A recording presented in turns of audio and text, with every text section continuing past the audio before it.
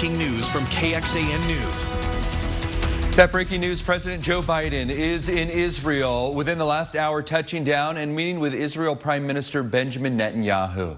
Good morning, I'm Tom Miller. I'm Sally. If on this, we know the president is on that high stakes trip right now in Israel. Comes after a deadly hospital blast in Gaza. It fueled protests across the Middle East, and it threatened to derail diplomatic efforts. The Hamas-run health ministry is the one that says an Israeli airstrike hit the hospital, killing, it claims, at least 500 people. Israel said it was terrorists, not its military, that was responsible for that blast. The Palestinian health ministry, though, says the hospital was sheltering patients and civilians, and it was seeking safety for those who wanted a place to stay. President Biden will speaking with the prime minister, promising Israel help in its fight against Hamas. You have to continue to ensure that you have what you need to defend yourselves, and we're going to make sure that occurs.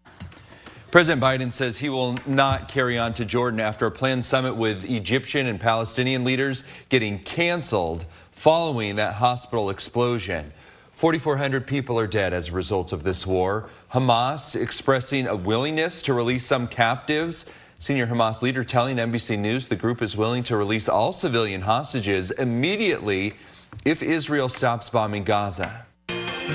First warning weather with meteorologist Kristen Curry. Well, good morning. We start with a live look outside. This is from the camera that we've got right on top of KXAN Studios, courtesy of West Shore Home. We've got a clear sky, no rain out there. Temperatures on the cool side, but a little warmer than what we had yesterday. Seeing widespread 50s and 40s out there. None of the 30s that some of us woke up to yesterday. Yesterday was the coldest morning we've had in months, but we're going to transition out of that cooler weather and get into a warming trend, really taking hold today. You'll notice even this morning our temperatures are up 5 to 15 degrees. Georgetown, it's a 13-degree jump in your morning temperatures at the moment compared to 24 hours ago. Up by about 5 in Austin, closer to 15 degrees warmer in Marble Falls. Not a whole lot going on as far as impactful weather today. Your morning commute's going to be quiet. Temperatures will stay in the 50s. Your drive home should be dry and warm. We've got temps in those 80s today. But coming up, we're going to be talking about this warming trend. Just how far will those temperatures climb into the 80s, if not even some 90s? Then that's when we'll likely approach some records. I'm going to show you which day is likely to be the hottest. And finally, some rain and sun. More on that coming up in your first morning forecast. Kristen, thank you. A family celebrates the life of a woman known for her sense of humor as Austin police work to find the driver who killed the woman in a case of road rage. Loved ones gathered last night at Guero's on South Congress, and KXAN's Brianna Hollis has more from the family of Teresa Ferguson. Devastated, exhausted. The whole thing still feels somewhat surreal.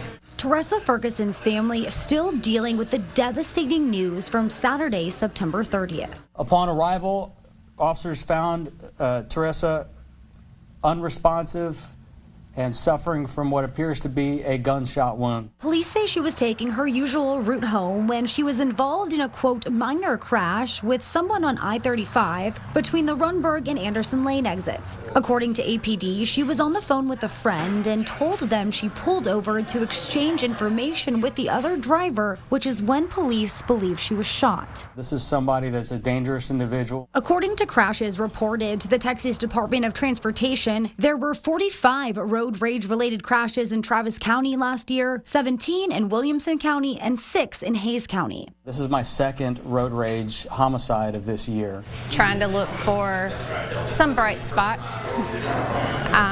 in something that's just so senseless. As Ferguson's loved ones gathered to remember her, there was barely enough room on the table for the photos of all of the 46-year-old's adventures. Her sense of humor, her stories about her travel. And what do you like the most about her right now? Brianna Hollis? Everything. KXAN News. Police say the suspect may have been driving a gray four-door sedan. Shooting happened at a busy time, 6 on a Saturday night.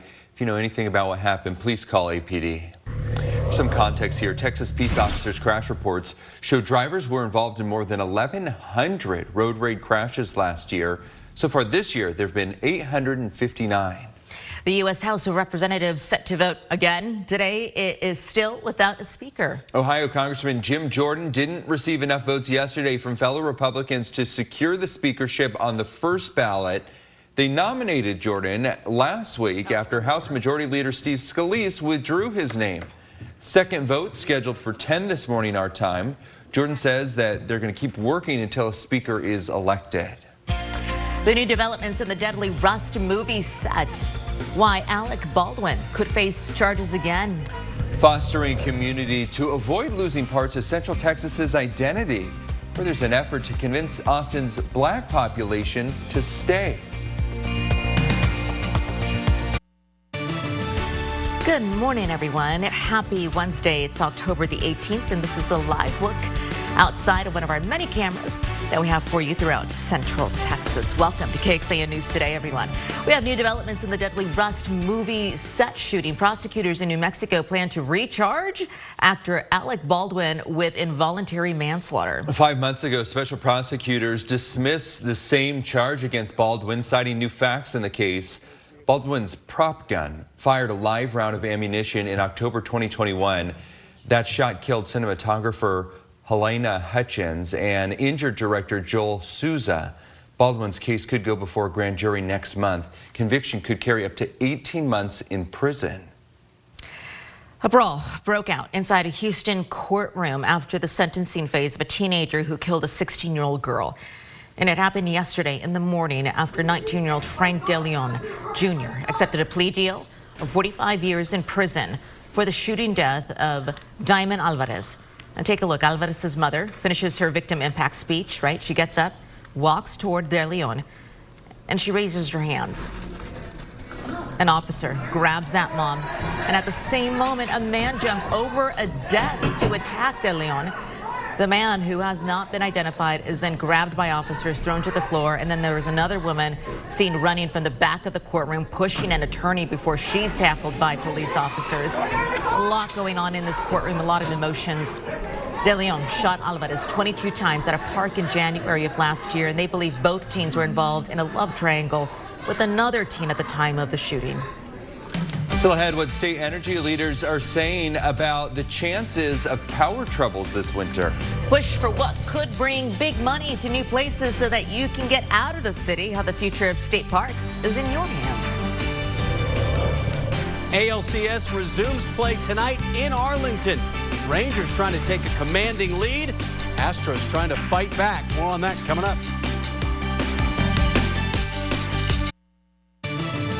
Good morning, a live look from our KXAN camera atop our studios back at downtown Austin. And it is a lovely start to this Wednesday morning.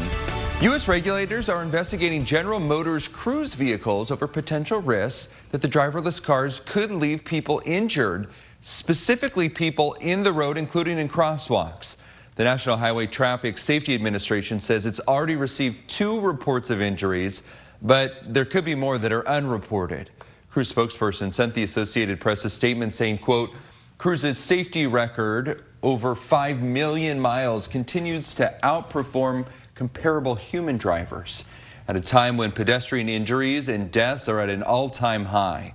The spokesperson says the company communicates regularly with the agency and cooperates with any requests. You might remember at least 20 Cruise driverless cars caused this, a huge traffic jam in Austin's West Campus neighborhood. This was last month, and it was a busy Saturday night. Cruise says the initial vehicle noticed there was a lot of people nearby, and one of the cars got stuck, and that caused this domino effect. Since then, someone created a petition to limit the operation of driverless cars in Austin. It also calls for an immediate review of Cruise's overall operations. The company is asking people to send them their concerns, including the date and time of the incidents. Amazon has a new way to get you your packages even quicker, just ahead of the busy holiday season. And the Today Show has this exclusive look at the new ways that Amazon is hoping to change how you get your orders online. It's set to announce the new cutting-edge technology today, and NBC News' Vicki Nguyen is inside the warehouse and shows us what's going to happen when you place an order and how it's going to get to your doorstep faster than ever. Hey guys. Guys, you are looking at brand new robotic technology here at the Amazon Innovation Lab in Boston. I'm going to take you on an exclusive behind the scenes look at how all of this is going to be used to help you get your packages quicker this holiday season. And that's all I had this morning on Today.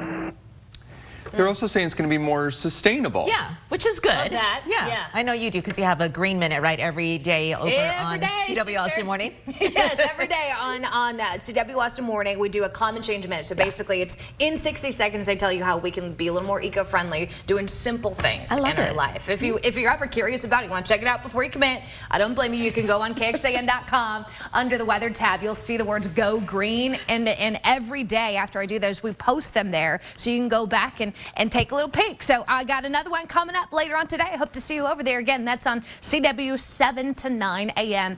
every weekday.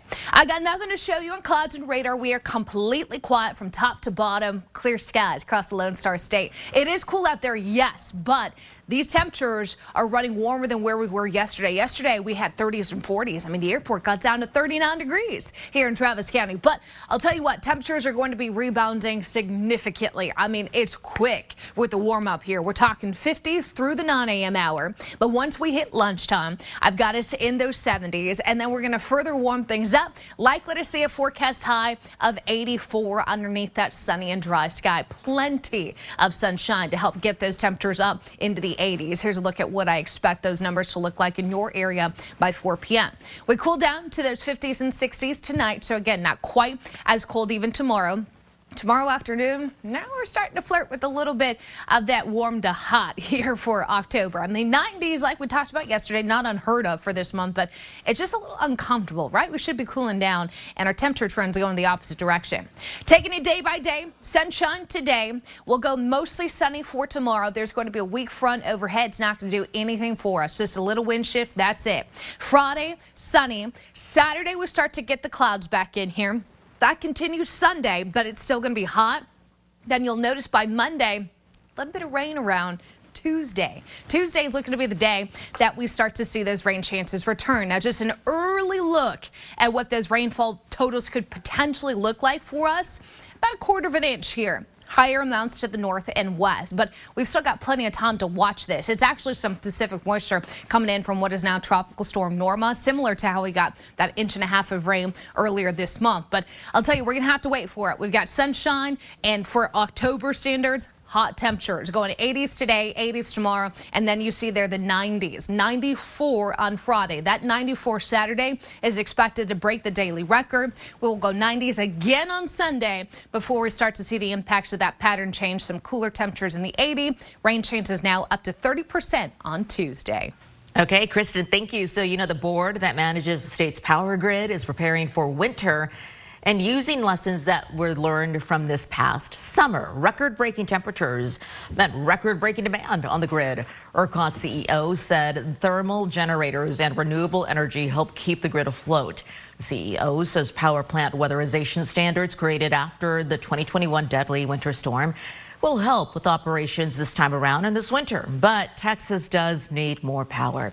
Energy experts say Texas narrowly avoided rolling blackouts this summer, and they're not confident about winter with aging infrastructure and no new power plants. So not having enough dispatchable power plants, that's the critical issue, as we pointed out now for more than 10 years. The legislature has not moved forward, and ERCOT is not able to make investments. ERCOT leaders hope to get help from Texas voters to boost the supply of dispatchable energy. Proposition 7 on the ballot come November is going to create a fund to help pay for building and modernizing natural gas power plants. There's been opposition, though, from environmental groups who believe the state should include incentives for renewable energy.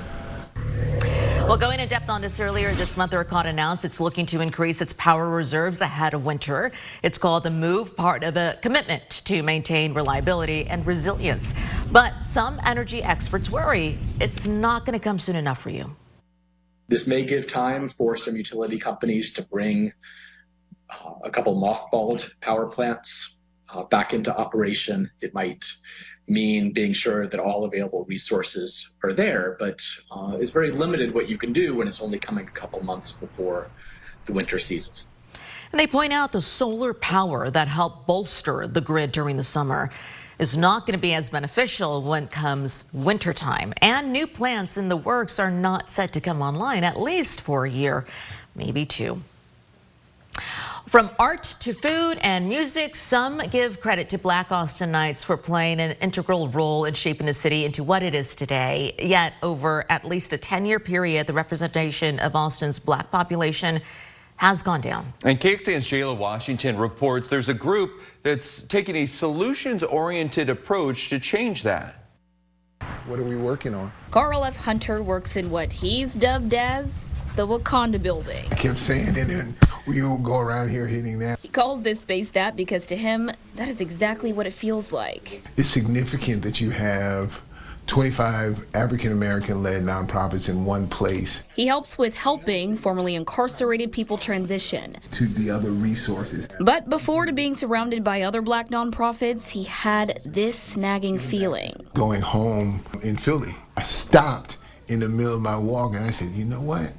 I haven't seen black people in 2 years. That's one big reason he went through a cohort with the Austin-based African American Leadership Institute, or OLLI. Dynamic resources, and I took advantage of them. OLLI selects about 40 people for its cohorts, and think of it as a 10-month-long networking educational event, an approach curated after a survey found 80% of black people who have left Austin cited a lack of belonging as a reason why. And we dive into the different issue areas such as employment, education. We're looking through the black community lens. OLLI cohort members connect with other leaders, gaining the knowledge and tools to be more successfully active in the community. And after 3 years, end of cohort survey results show the impact. 94% to 100% that felt more connected. Some said yes.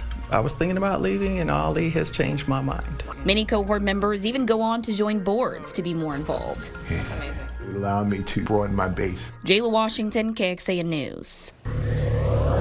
Adding some depth here, the overall population percentages of blacks, whites, and Hispanics in Austin has declined over the last decade, despite overall increases in each group.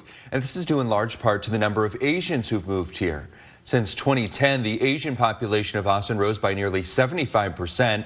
That group now comprises almost 9% of the racial ethnic composition of the city.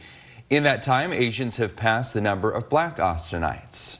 And because we're committed to accuracy, we do want to take some time to correct information that we aired on the new Samsung Highway in Williamson County. A segment of the road opened on Monday connecting 404 to 973 right near the Samsung plant. It is the first of two segments for this highway, also near another project that we conflated with it, the Southeast Loop. That's also known as the East Wilco Highway. We incorrectly stated that the entire project was open on Monday. So a little correction there. United Airlines is about to completely change the way that you board a plane. First class and business class passengers still board the way they do now. That is when the changes start, though. Passengers flying economy and people with assigned window seats will board first. Then it's the middle seats, and then the aisle seats. An internal memo says it's going to cut down on the amount of times that people already have to stand in the aisle if they're already seated to let another person come in and sit down. A local teen gamer is now a whole lot richer after winning and then splitting $1 million in a Fortnite tournament. 16-year-old Cooper Smith, congrats, of Round Rock, and his partner won an international video game competition this past weekend in Denmark. There he is. The Fortnite Champ Series featured some of the best players from around the world. Personally, I put in a lot of preparation. I mean, I was playing like 6 to 8 hours a day, you know, watching others. And we did not expect to win at all. Like, we went in this tournament maybe expecting like 15th place, to be honest. And I think we just you know, came out on top. $1 million. Fortnite came out in 2017. Wow, that was not too long ago. It's one of the most popular names in esports. It's Smith's largest competition win yet. This is KXAN Sports, brought to you by Thomas J. Henry. Good morning to you. Game 3 this evening in Arlington. Rangers and Astros in the ALCS. Just the second home game of the playoffs for the Texas Rangers, undefeated in the playoffs. Astros, well, frustrating 2 games in Houston, falling behind 2-0 now to the Rangers. And, well, the Rangers get Max Scherzer back. Not sure how far in the game he'll go. It will depend. Hasn't pitched in more than a month, but he wants to be part of this amazing Ranger run. We're playing good baseball. We got a good thing going. We're flowing. We're rolling. So just continue to keep it going. Now it's my turn to get back into the fray and go out there and compete and give it the best I got. The way we look at it, I mean, we were 1 hit in each game away from winning those games. So we could be 2-0, but we're not. But it gives comfort in the fact that we know how close we are to getting it together. Dusty Baker's long major league career, he says, been on both sides, had a lead, lost a lead, and was behind and came back and won a series. So he's pretty much seen it all. Games 3 tonight, Game 4 tomorrow night. And if the Rangers don't win 2 in a row at home, Game 5 would be Friday afternoon, and then the series would shift back to Houston for Game 6 on Sunday. High school football tomorrow night will be out at Bible Stadium in Leander. Leander Lions hosting Hendrickson in a district matchup. That's at 7 o'clock on KBVO. Back to you. For those listening on the KXAN Today podcast, thanks for joining us. Here's what we're tracking at 5 on KXAN Today. Why another vote is ahead and needed as the U.S. House is searching for a new speaker. Thanks for joining KXAN News Today. You can also listen to KXAN News Nightly every weekday after 5:30 p.m. for in-depth coverage on what matters most to you.